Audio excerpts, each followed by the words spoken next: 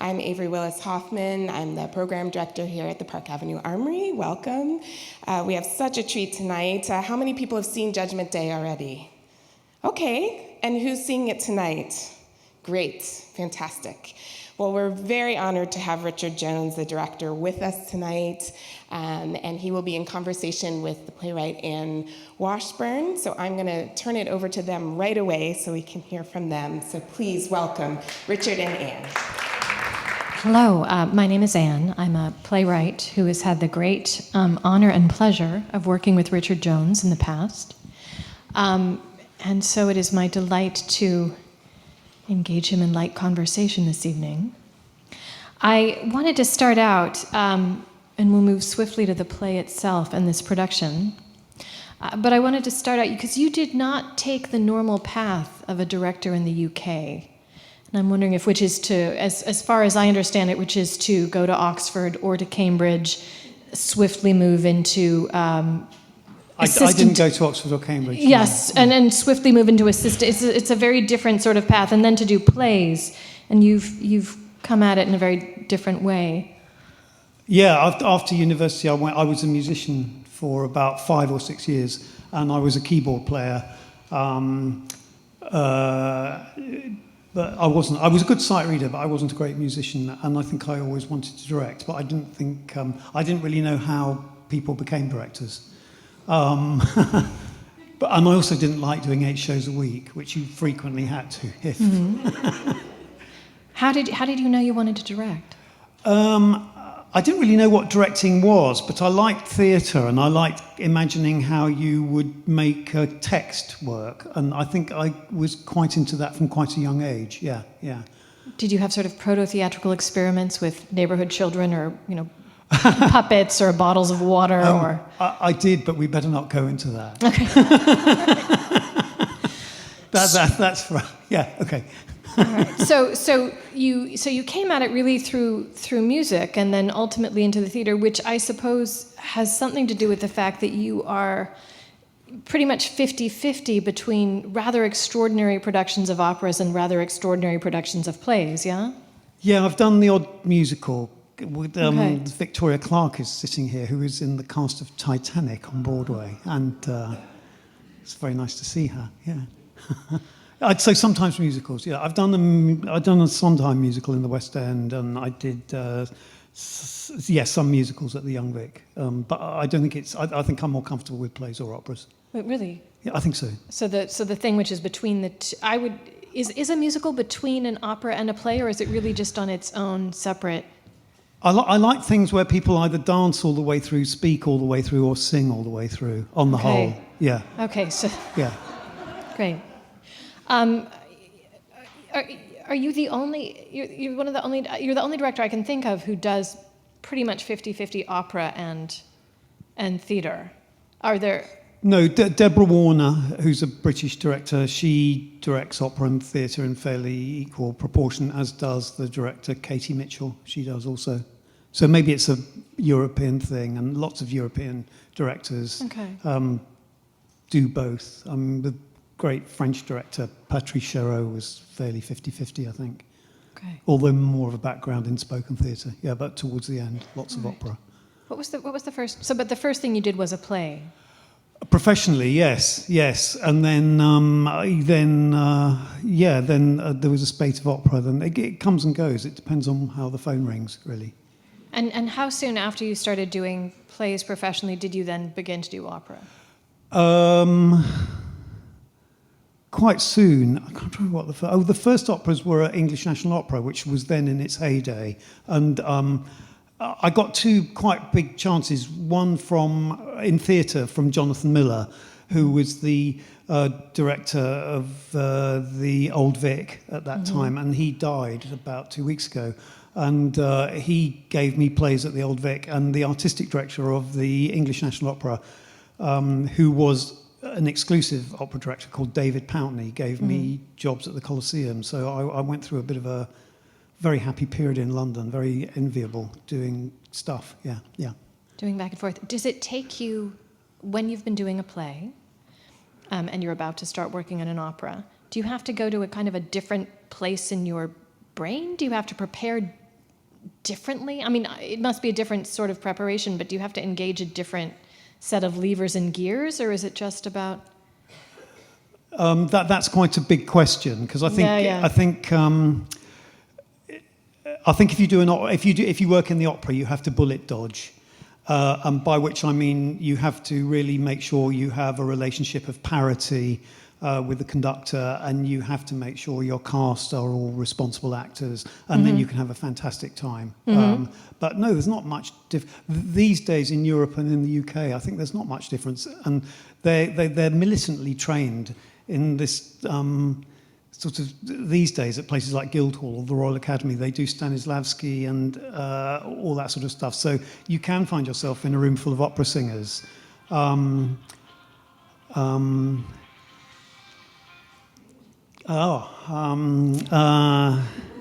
you can find yourself in a room full of opera singers who might, more than a group of actors, want to know exactly what the objectives are and what the actions are. It's rather novel at the moment, I think. Yeah. Huh. You saw an opera in London, I know, at the beginning of the year. Yeah, and that had a fantastic cast, which was part American, part British, and part Czech, and they were really methody.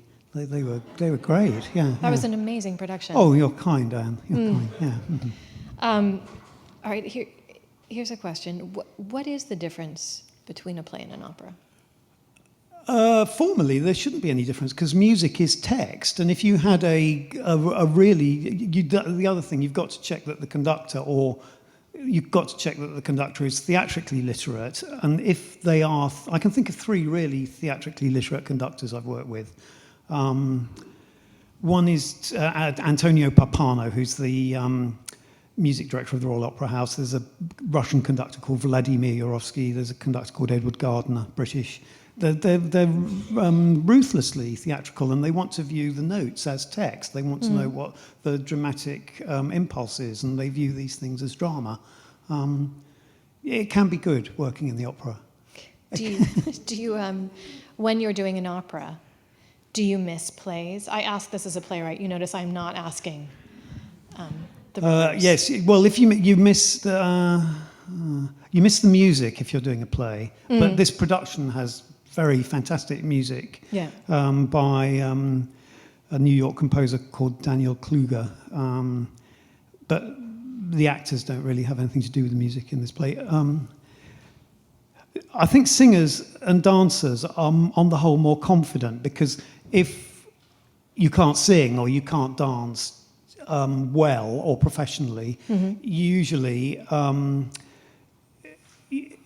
your mum or anyone could say, well, that person can't sing or that person can't dance. I think with actors, acting is so plural, and there's so many ways of either proving it or disproving it, that I think actors feel more vulnerable to me than singers, more vulnerable. What do you mean that acting is more plural? Well, there are different ways of assessing it, and sometimes you can work with a group of actors where somebody doesn't want to perform out in the room and somebody does sort of want to perform completely out, and you have to integrate the rehearsal style. That's often quite difficult. But I miss, if I'm doing one, I miss the other. Yes, I'm never quite settled. Yeah. Right, so you're sort of Does that make sense? Yeah. Okay. You're a sort of Flying Dutchman of art. Yeah, I am. That's me. So I wanted to talk about this play. Yes. Which, I mean, wanting to talk all about all of this because this play, it feels to me like you're pulling from all kinds of muscles for this production. Okay. You know, the muscles of opera and the muscles of theater. I don't know that, for those of you who haven't seen the play, I don't know that there's too much setting up that it wants in terms of what the actual play itself is. Though I think it's important to say that it was written in Germany in 1933. I don't know if there's more about Anne Horváth that you want to talk about. Well, he wasn't Jewish. He wanted to observe what was going on, and he stayed. And in order for him to stay, he had to join, I don't know what the German is for the Writers' Union, but he had to join the Writers' Union of National Socialism. And I think he had an immense experience of guilt. while at the same time having a huge fascination for how people became more banal, more bombastic, and more sure of their behaviour as the regime got stronger. I think that's one thing that informs this play. This play is about guilt and tribalism. And self-responsibility. And it was written in 1933 and it was performed in 1937? Yeah, I think so, in Czechoslovakia, I think. Okay, You'd have to check up not on in that. Germany. But then it was very performed after the war because it deals in guilt and atonement, and obviously that was germane to recovering Austria and Germany. When did he leave Germany? Well, I'm not sure when he died. I think, does anybody know? 1938. And do you know how he died? Yes. Yeah, go on, Victoria. It did. He was going to see a film producer about writing a script for a novel he'd written, and he met the film producer in Paris, and he went for a meal with the film producer, and then he went to see Snow White and the Seven Dwarfs on the Champs-Élysées, and he came out, and there was a thunderstorm, and a branch from a tree hit him and killed him instantly. And he was also very superstitious and very interested in the occult and premonition and things like that. How old was he when he died? 38, I think. Okay. Although, don't take my word. Is that right? Okay, 38. Great. Yeah. What was the process of working with Christian on this adaptation? And is it's really a translation, slightly adapted translation? Every line is Horváth's. Okay. And there's no extra material. Okay. Sometimes I panicked and said there should be extra material, and he resisted that. There are two translations. One is by Eric Bentley, who I think was the professor of drama at Stanford University. That reads as pretty British, and there's another one by Christopher Hampton which reads as very British. And because there's a lot of cliche in the play, it's about people who think rather lazily and tribally, and therefore the cliches have to be clear as cliches, and that they needed Americanizing. And there was a workshop in the summer with some students from NYU who performed some of the material for him, and then he revised it for the professional cast that came in. Okay. But all the lines are Horváth's. Okay. Yeah. And what was it? What do you find most attractive about this play? What is the sort of drawing point for you? Well, I like it because it's a parable play, but it's not a parable play in the way that Brecht would write a parable play. Brecht would write a kind of play. I love Brecht, on the whole, and but it is very finger-wagging and didactic, and it tells you off a bit. These are very, very real people. He clearly liked seeing these people and creating them on stage. They're very dimensional, unlike the people in, for example, a Brecht play. And for that reason, that it's very rich writing, and it's richer than. There's a Swiss dramatist, Dürrenmatt, who comes after him, who the characters aren't as dimensional as these. They're fantastic parts for actors. I like that, and I was very keen to do a piece in the Armoury where all the parts were very dimensional. Okay. The last play I did here was more. It was like 1920s American socialist theatre, and that has one very complete character in it, but the others aren't so full as these characters, I think. Does that make sense? It does. Okay. It does. I want to, this is not a question, this is a statement, just to say that one of the members of the cast, who I will not name, told me that you had described it, this play as, or the production as Von Trier meets Sound of Music. Yeah, I think if you did this in 2019, it should be like Lars von Trier meets The Sound of Music, but not in a kitschy way. I don't think it's a kitschy. It is not a kitschy. No. Yeah, it is not. I don't think so. No. No, it's yeah. It's extraordinary and it's extreme, but it is also delicate. Oh, thanks. We'll let it pass. We'll let that pass. As those of you who have seen the production already know, and those who will see it will discover, it's kind of an extraordinary realization, and with lots, just a really dynamic realization of this play. And I suppose my question is, did you, when did you, what we see, what the audience sees, when did you see that? When you read the play, how much of the production that is to come do you see at that moment, or does it sort of happen gradually over time? Do you see anything at the start? Like, what is the process for that?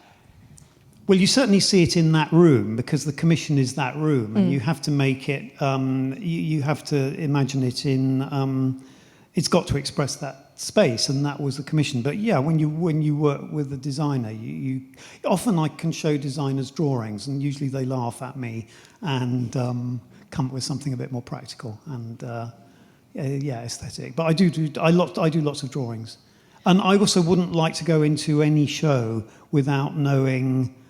Well, I'd have to know the text really, really well, and I'd have to really know how it looked and a lot of the choreography of it. Okay. So when you come in, you've got that. It's sort of, is it like sort of 3/4 worked out by the time you come in, or 7/8 worked out? Well, it depends on the actors, because then the actors do things, and you'd be Yeah. a fool if you didn't kind of go, oh, I want that. Yeah. You'd be daft if you didn't do that. So the actors make, the actors is a huge contribution to it, but you cast the actors according to what you intuit their contribution could be. I'm about to do something which has, it's the first stage direction is bare room, grey walls, and so that might be quite testing for me. Yeah. Did you have a more impractical idea about this set? Well, this when we staging, I started, when you sat down with Paul? there were meetings with Paul Steinberg, the designer, who's a fairly frequent collaborator, and he lives in New York. He's a New York designer. He largely works in Europe.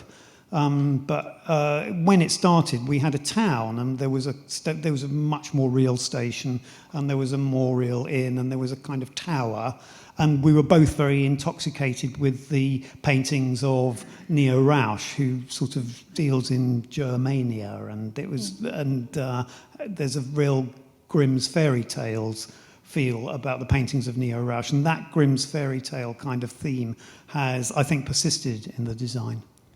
But then it's turned into something much simpler, which you'll see tonight.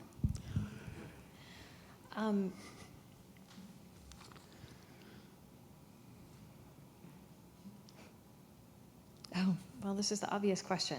But what are the pleasures of working in this space? What are the opportunities of working in this space that you don't have anywhere else? And also, what are the vexations of working in this space? Well, the pleasure is very particular. The pleasure is amplitude, and so you can make something which is it's a vision, and if you want to do something that I think you can do something which may sound vain, but you hope people go away thinking, well, I've never seen anything like that before, and it's made me go all funny.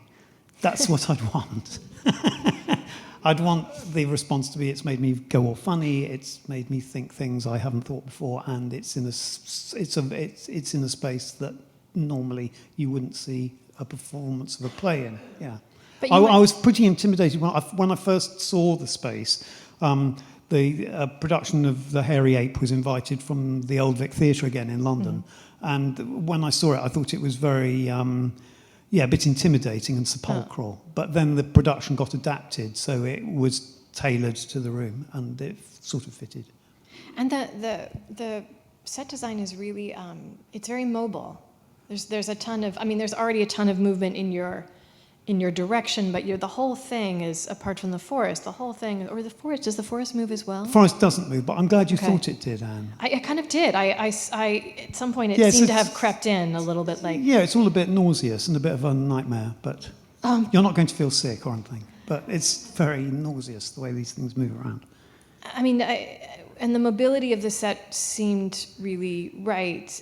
Does that come from, I don't know, I guess my question is, if you were doing it in a much smaller space, would you have as much movement? Would you have as much shifting? No, you might have the movement of people. You wouldn't have things that displayed the choreography of people like those sculptures can, I think. Does that answer your question? Yeah. Okay. Yeah.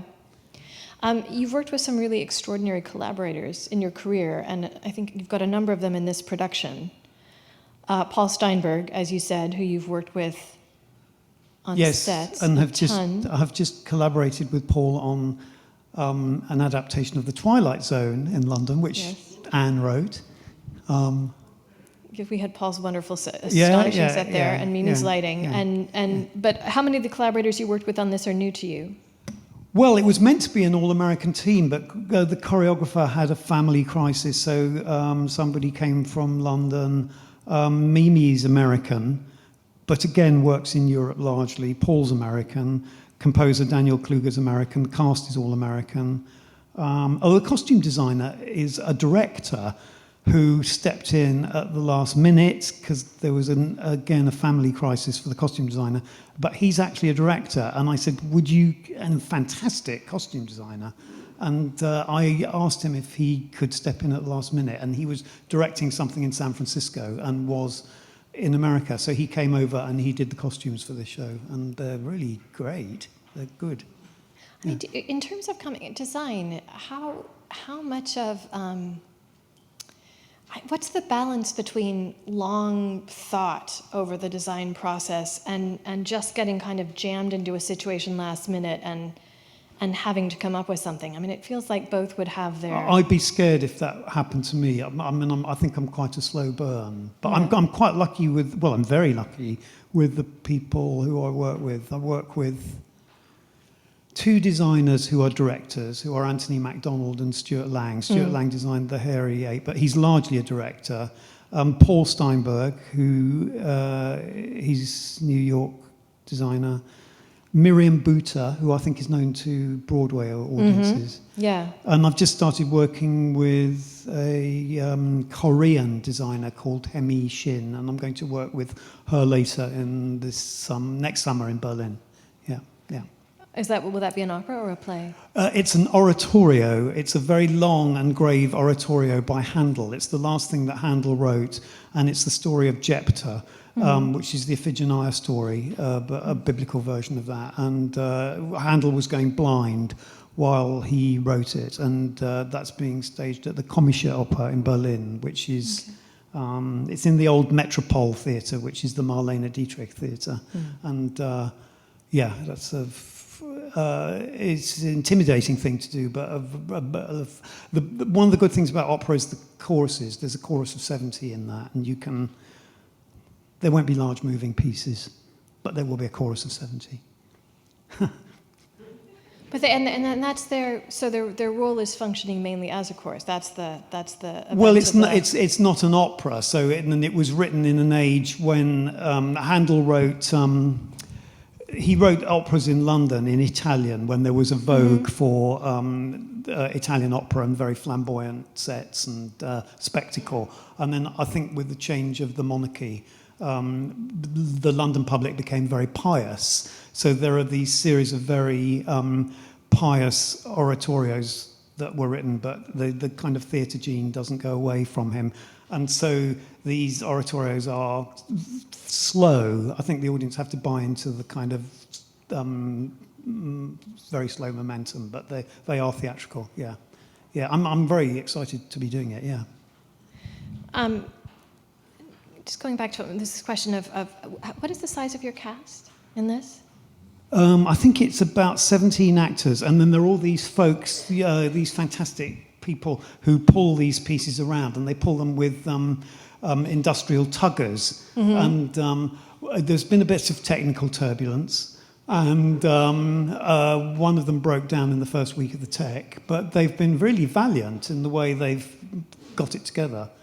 We had one breakdown, I think, on one preview, but so far, they've mastered it now. Yeah. So your cast, they're all strictly theater performers. They're not. You're used to working in spaces for opera. You're used to working in spaces of size. But you wouldn't get an operatic space that size. I mean, I'm sure operas have, I think Die Soldaten was performed in there, but an opera couldn't be normally performed in there, no. Okay, so you've had to expand your own muscles in terms of size and space. It's the largest. Years and years ago, I did a Shakespeare in Central Park, which was a brilliant summer. It was fantastic.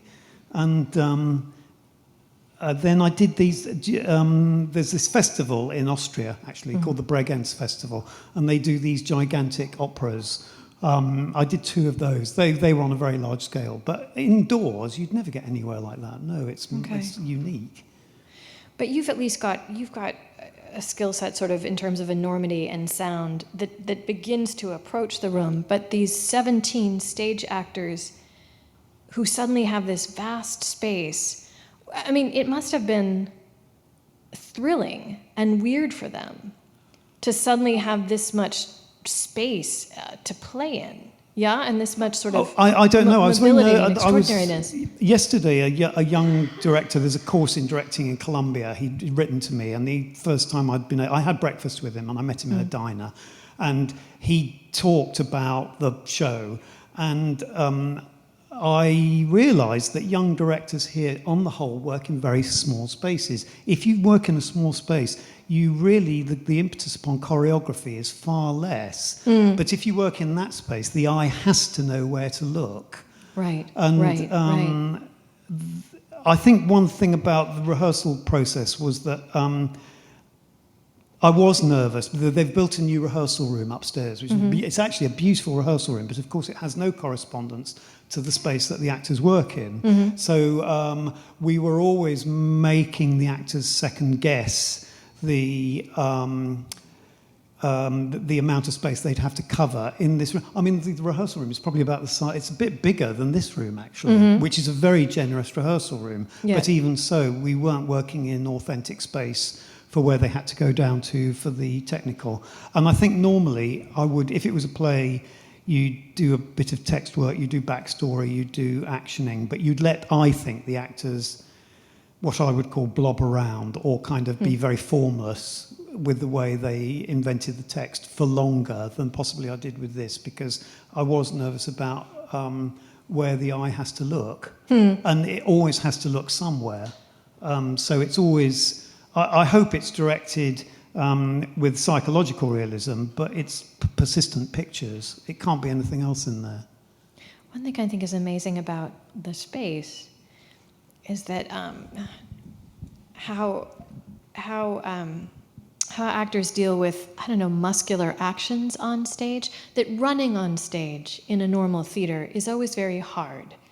Because, well, it's very fakey, but it's not in there. It's very yes, but that here they actually really genuinely need to tear across the space at top speed using their actual muscles. Well, they get very tired. There's 3 things in the show which aren't in Horváth, and one is there's a staging of, there's a staging of a funeral, and there's a staging of a manhunt, and there's something else I can't remember. There's a train crash. There's a train crash, of course, yeah. And you don't see the train crash, but you see a train crash you see people running to the train crash, and you see them witness. You couldn't do that in the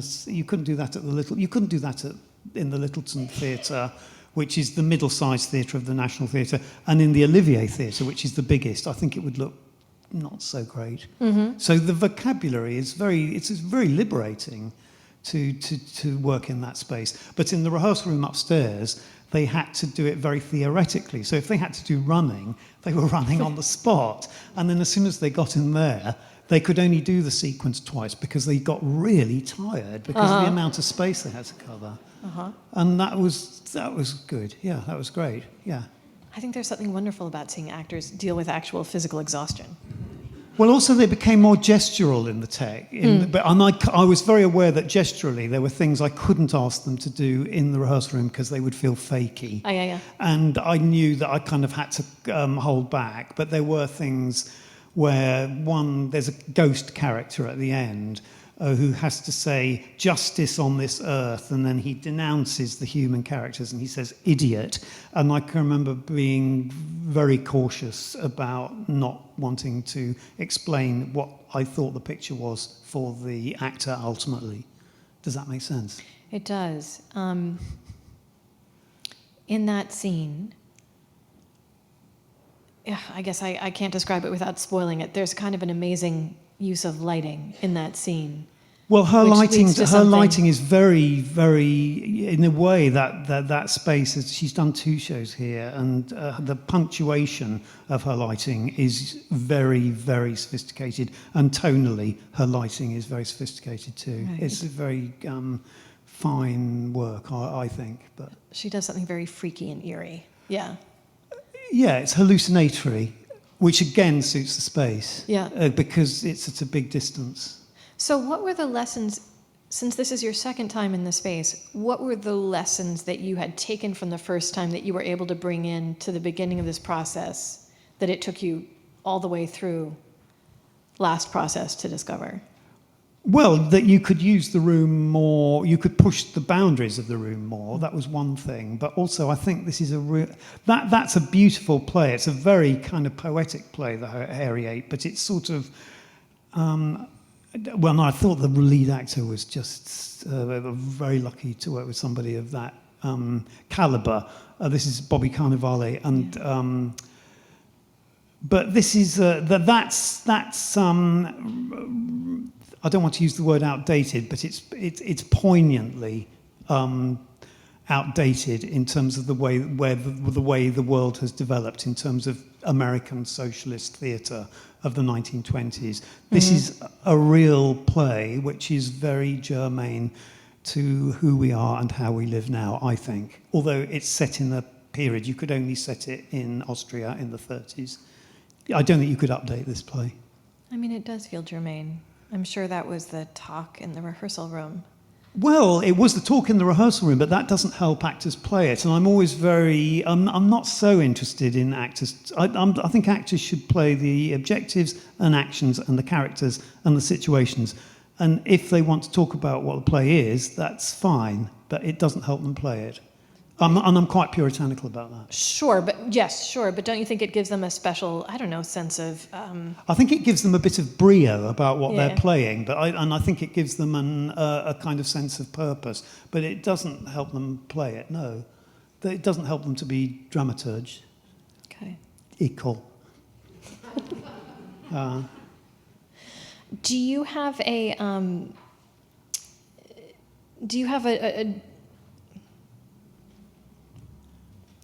I want to say, what is the dream opera that you would like to do? What is the dream play? Oh, that's impossible to answer, especially if you're a freelance director. The phone rings and they say, do you want to do on the whole? And usually you know what you don't want to do. I know what I don't want to do, but I'm very... I'm not good when I'm not making a piece of work or when I'm not thinking about a piece of work. So on the whole, I like working and I like imagining pieces, yeah. But I can't think of anything. I've never been asked to do any of the major Chekhov plays, but I don't want to now. And Shakespeare's not my thing. So you don't have sort of dream projects that you sort of brood about in a dream project? Do you know, I don't. No. I don't know. No, I don't know. Okay. No. Okay. What do you have coming up next? I start on Monday on the play, which is Grey Room, Bare Interior, and it's only got 4 actors in it, and it's Samuel Beckett's play Endgame, which is in a double bill with a comic play by Beckett, which is less well known, and that's called Rough for Theatre 2, and that's a play about 2 celestial beings who go through the life of a suicide who's about to jump out of a window, and it's very funny.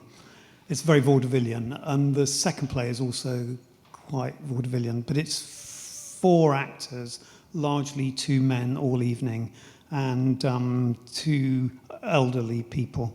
But one of the actors is not elderly. So. And what is the cast for that? I actually know the answer to this one. The cast is Alan Cumming, who I've worked with before, who's very virtuosic, and he's one of the great theatre actors, I think, and he's sort of neglected working in the theatre in London. I think he was very very intoxicated by his experience of America, and he played in cabaret here, and I hadn't actually seen him for 22 years until he lives here, and he said that he'd never felt so welcomed as he had done until he came to do cabaret here. And so I think he's got a pro-Scottish thing and an anti-English thing and an anti-London thing, but he is playing this play at the Old Vic. And the other actor is Daniel Radcliffe, who I've not worked with before, but who seems very hard-working and very, I think, and then the parents are played by, do you know who Jane Horrocks is? She's a star of, well, she's the star of this series Absolutely Fabulous, which is very kind of, but she's a real theatre actress. She's really fantastic, and I've done shows with her before, yeah. And then the other actor is an actor called Carl Johnson. So there's just 4 people. So it's the opposite of this experience, and it's the Beckett estate are very rigorous about what they don't like interpreters so much, I don't think. So all the sets are the sets. So this will be pure then. We may have the relief of knowing it's a pure Well, production. text is infinitely playable. I mean, and that's a really virtuosic text. That's really... It's an amazing play. Oh, yeah. It's the best. It's fantastic. It's fantastic. But I'm nervous about starting on Monday after the intensity of this. This has been very, very enjoyable. But I feel it opened on Tuesday, and since then I felt a bit of a ghost. Because there's no use for me now. They've just got to play it. Yeah. Will it be strange to walk into a normal-sized rehearsal room with a small number of people? Will you feel this vast, strange gap? Yeah, it will. I'll miss everybody. I'm about to go and say goodbye to the actors, and I'm quite turbulent about it, actually. I am. I will miss them enormously. Really fantastic cast. Okay. Is that it? I think we're at time, pretty much. Okay, is that it? Okay, thank you. Thank you very much.